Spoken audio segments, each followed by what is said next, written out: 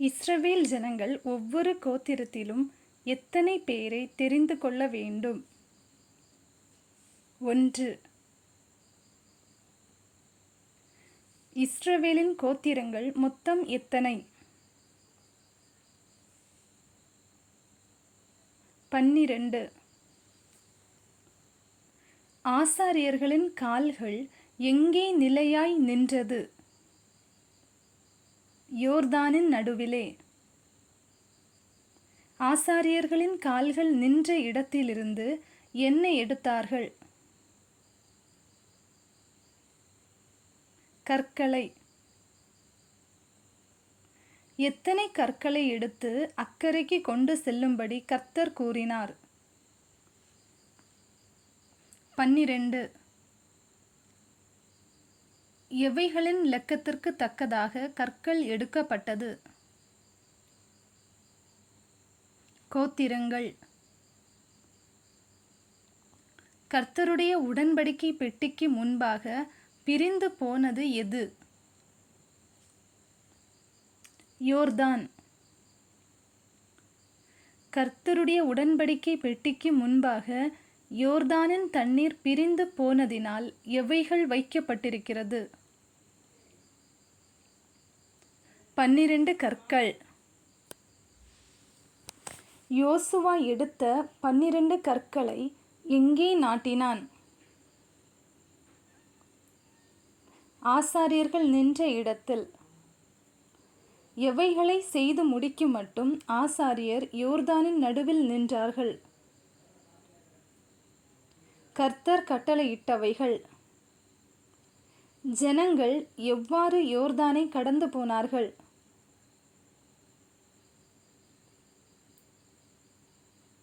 தீ விரித்து. ஜனமெல்லாம் கடந்து போன பின்பு கடந்தது எது? கர்த்தருடைய பெட்டி. யுத்த சன்னத்தராய் யுத்தம் பண்ணும்படி புறப்பட்டவர்கள் எத்தனை பேர்? 40,000 பேர்.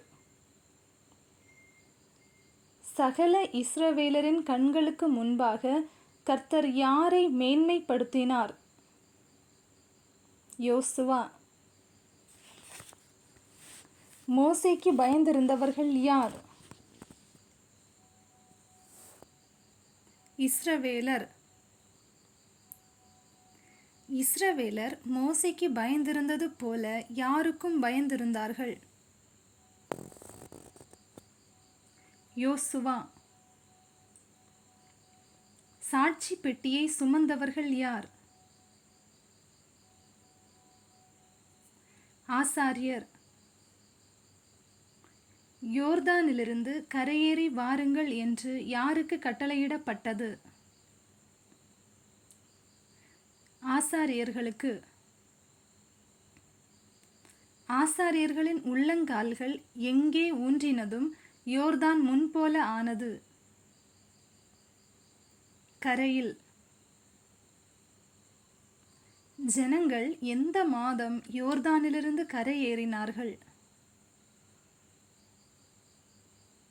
முதல் மாதம். ஜனங்கள் எந்த தேதியில் யோர்தானிலிருந்து கரையேறினார்கள்? 10ஆம் தேதி. ஜனங்கள் யோர்தானிலிருந்து கரையேறின உடனே எங்கே பாளையம் இறங்கினார்கள்? கில்கால். எரிகோவுக்கு கீழெல்லையாய் இருப்பது எது? கில்கால். இஸ்ரவேல் புத்திரர் எடுத்து வந்த கற்களை யோசுவா எங்கே நாட்டினான்? கில்காலிலே.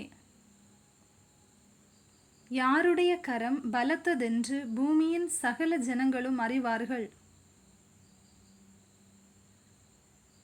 கர்த்தருடைய. இஸ்ரவேலர் வெட்டாந்தரை வழியாய் எதை கடந்தார்கள்? யோர்தானை.